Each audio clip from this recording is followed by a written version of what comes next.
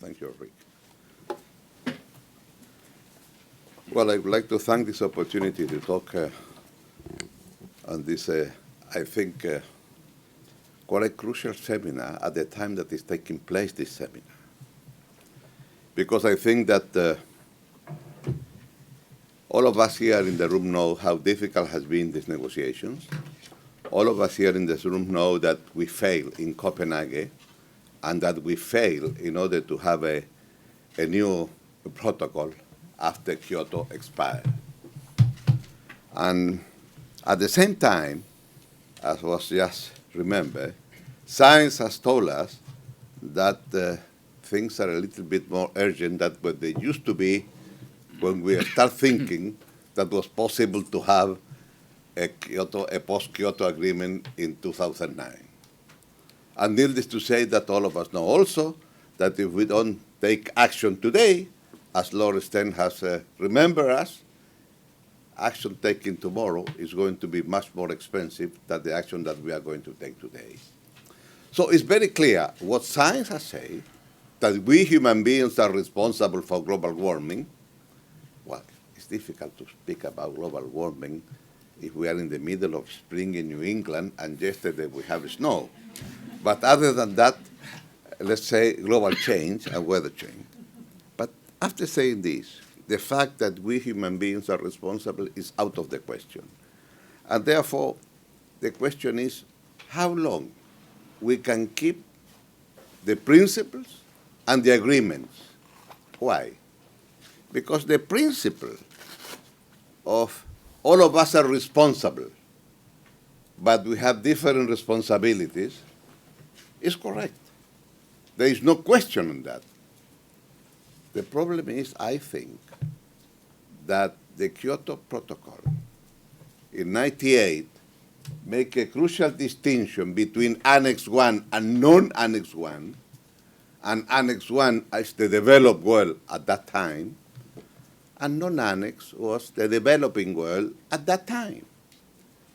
And the distinction is crucial in the sense that developed has to fulfill the promises, and developing, since they are developing, well, let's see what they can do.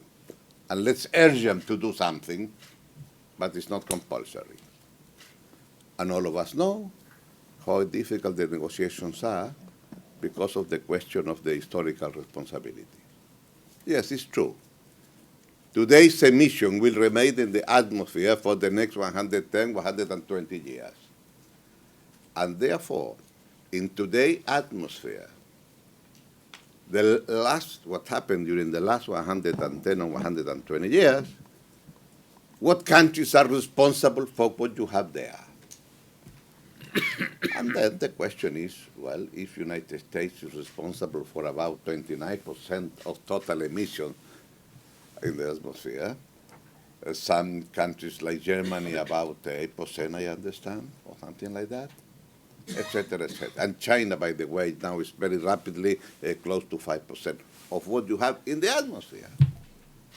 So when you are in the negotiation room and somebody will tell you, look, sir, you are not going to tell me what to do because you are responsible for the 29%.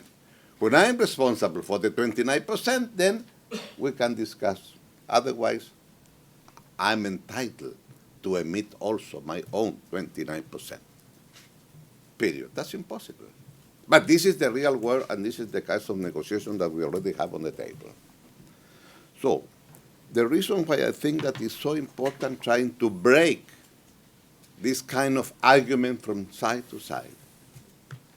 And the first principle, I think, is true, that this distinction in '98 of Annex 1 and non-Annex 1 is going to be a crucial part of the discussions. How long can we keep that distinction? Until what extent is fair to keep that distinction?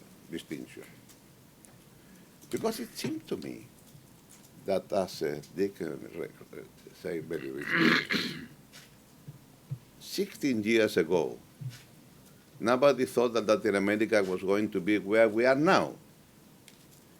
Either because we feel rather with a little bit more confidence in ourselves, because it's the first time that there is a crisis and we are not responsible for that crisis, you see? So that gives us a sense that here we are, you know. The tequila crisis, of course, was yesterday, but not today. And the fact that this is the case, and we are a little bit proud because we are middle-income countries and keep growing, well, but at the same time, Africa,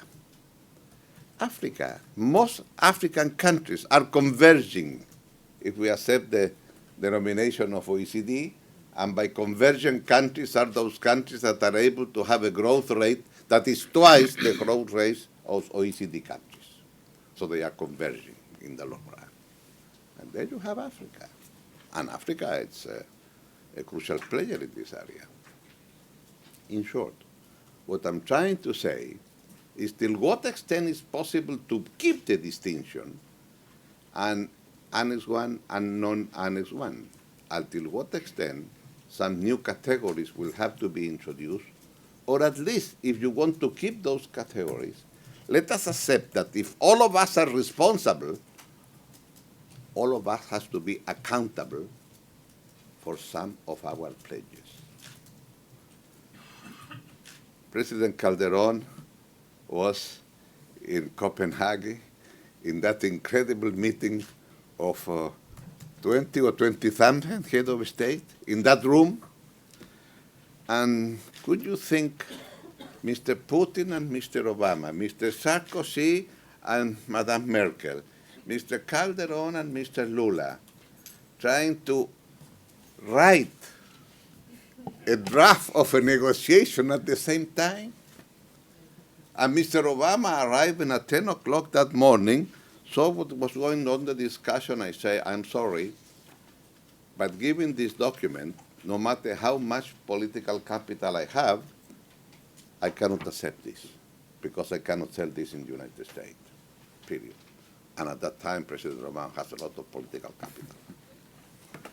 And this was the discussion. And at the end, what happened?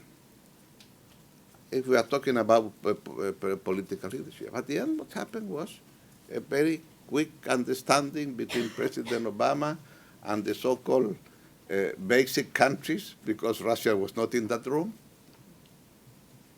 and that was it. But I think, I had never talked this with President Calderon, but I think that the fact that President Calderon was in that room, and he knew that the next COP meeting was going to be in Mexico, probably that's the reason why I discovered later that I have never seen a president so much involved in a COP conference like President Calderon. And the decision that they took in advance that never again is going to be accepted in a conference like that the country stand up and say, I veto. And President Calderon and his foreign minister, Madame Patricia Espinosa, decided that when somebody wanted to say, I veto, the answer was, as far as we know, the United Nations Charter considers veto only at the Security Council. And we have a substantial majority here, and the proposal is approved. And that we are talking about political leadership. That's political leadership, because they knew in advance what they are going to do if that happened. And in that case, now, if you have a substantial majority, you can go ahead and you finally can get an agreement. After that, then I think that now again is Peru the one that is going to host the conference. And all of us know that Peru is the last instance before Paris. And for Paris, we need to have another protocol. And the big issue is till what extent, because we cannot repeat what happened in Copenhagen when we have a draft with only 200 brackets. Only 200, you know. Yeah. And the president were confident that the Sherpas and the advisors and so on that used to work during the first 2 weeks, they are going to end up most of the bracket. And the fact was that after working during 2 weeks, instead of 200, you have 400 brackets at the time that the presidents arrive. That's the real world. 400 brackets. So now we all know that what happened in Peru is going to be essential to see what's going on in Paris. And when I think that things are different, I think that things are different, and I guess HILAC is extremely important. The fact that you have Costa Rica, Guatemala, Panama, Peru, Colombia, and Chile as an informal group. And what we are trying to say there is, look, if it is possible to accept, because one of the consequences of Copenhagen was that every country, in a voluntary basis, is going to tell and is going to register what are the plans that they plan to do for the next year vis-a-vis mitigation and reduction of emissions. And that's it. And then it was say, if it is possible, if this is what you present in a voluntary basis, that all of us, countries in this room, can make compulsory that you have to fulfill what you say you are planning to do. If it is possible, this that on a voluntary basis, you say, I'm planning to reduce emission by so much, or I'm planning, like Costa Rica, to say that they're going to be carbon neutral in 2021. Okay, wonderful. But is it possible then to make accountable? If it is possible then to forget about the Annex 1 and non-Annex 1 and to say, look, all of us are going to be responsible for what on a voluntary basis? That would be a tremendous advance, in spite of the fact that once that you add all the voluntary commitments, according to Sir, today Lord Nicholas Stern, he made the calculations and told us that we are still far away from the target. And therefore, when you add all the compromise made by all countries on a voluntary basis, if all of them fulfill those promises, still we are going to be far ahead of what we need to do. But at least we will start with something. In short, I think that this proposal by these countries from Latin America is going to be an important part in the negotiations if we are able to introduce this idea. I know that it's difficult. I know that the G77 plus China, most of the countries belong to G77 and plus China, they still wanted to keep like some sort of a Berlin Wall that cannot be destroyed, the distinguishing between Annex 1 and non-Annex 1. But let us be serious. I think that the time has come to be able to face this issue. And therefore, I would like to think that it's going to be possible to take actions if it is possible to advance understanding that the Annex 1 and non-Annex 1 has to be overcome. The real challenge, to understand where we are now, the real challenge is that in 2050, we are going to be 9 billion people, and that 9 billion people cannot emit more than 2 tons per person in 2050. And in today's world, this country emits 22 tons, more or less, per person. In Europe, between 10 to 12. Latin America, about 5 to 6. China, 5. India, close to 2, a little bit more than 2. Russia, about 8. Australia, about 8. So it's a big challenge. How are we going to be able to reduce emissions per capita, but at the same time, I think that in the future of this 21st century, the paradigm of the 20th century was, tell me, what is your per capita income? In the 21st century, they will tell you, oh, congratulations, now you are close to 20,000 per capita income. But tell me, what is your per capita emission? And that is going to be the yardstick to measure how civilized is a country. And therefore, I think that here we have something to take care of. Until what extent, then, is going to be possible to have progress in this particular area. In short, if it is possible to make the voluntary commitment at least accountable for everybody, then I think it would be a very important step forward.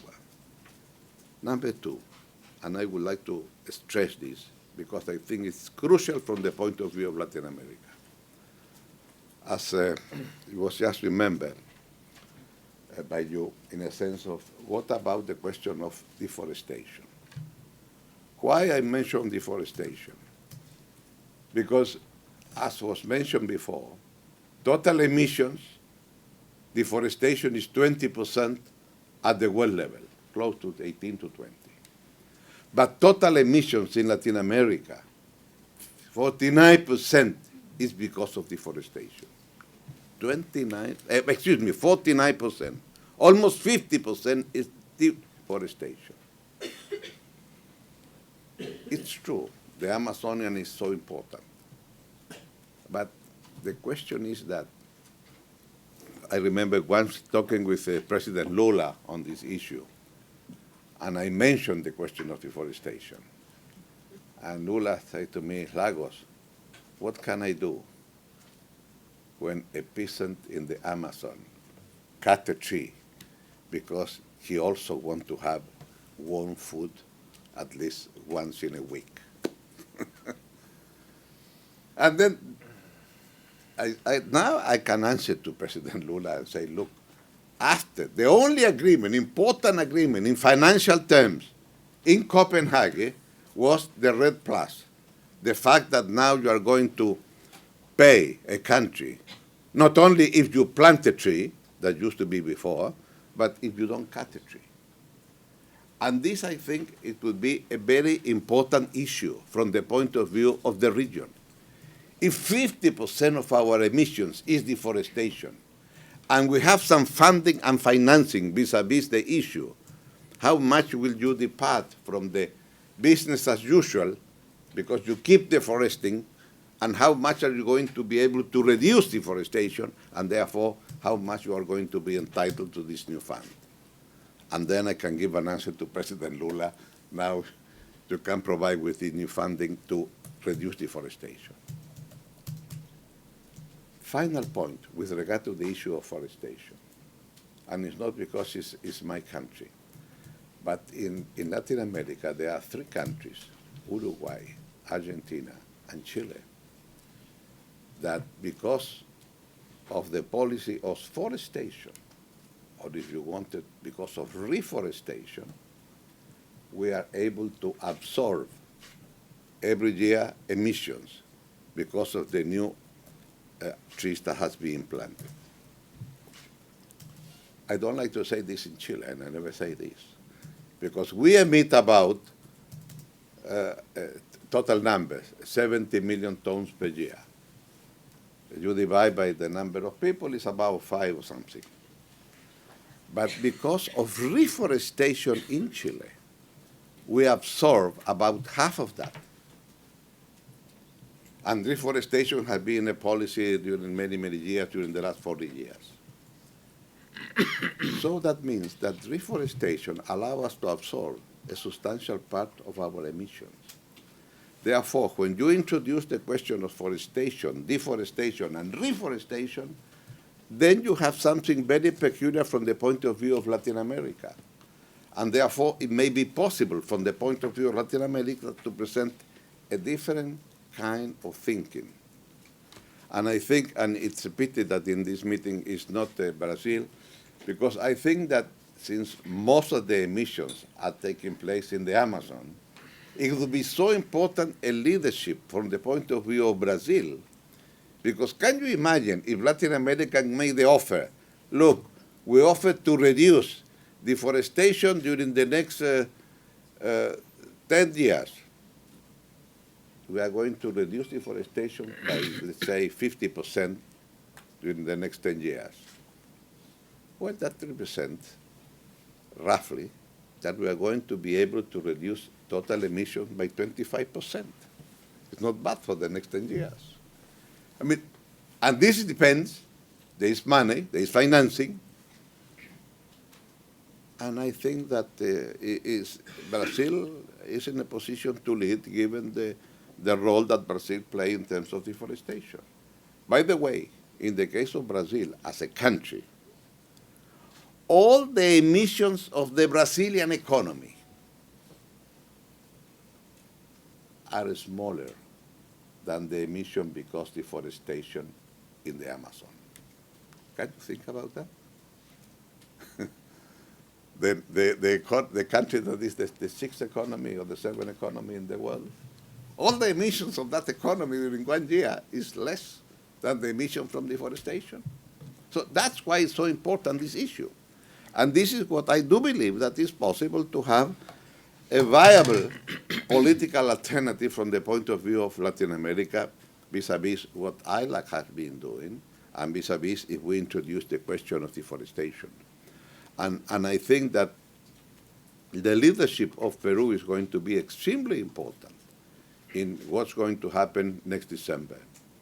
And I'm sure that they understand quite well the challenge that we have and why it would be an important contribution for the Latin American countries vis-a-vis what should be the negotiations. I know that it's going to be difficult, but at the same time, I think that it's extremely important to understand that things have changed, not only from the point of view of a capita income or middle income countries, but also how much has been the advances in technology. How much these advances in technology allow us to think in a different way of what we used to think in '98. In today's world, in most of our countries, given the prices of energy, solar energy, or aeolic energy, is becoming more and more competitive with the fossil fuels, and therefore it's a different question. The way that has been going down the cost of solar panels is amazing.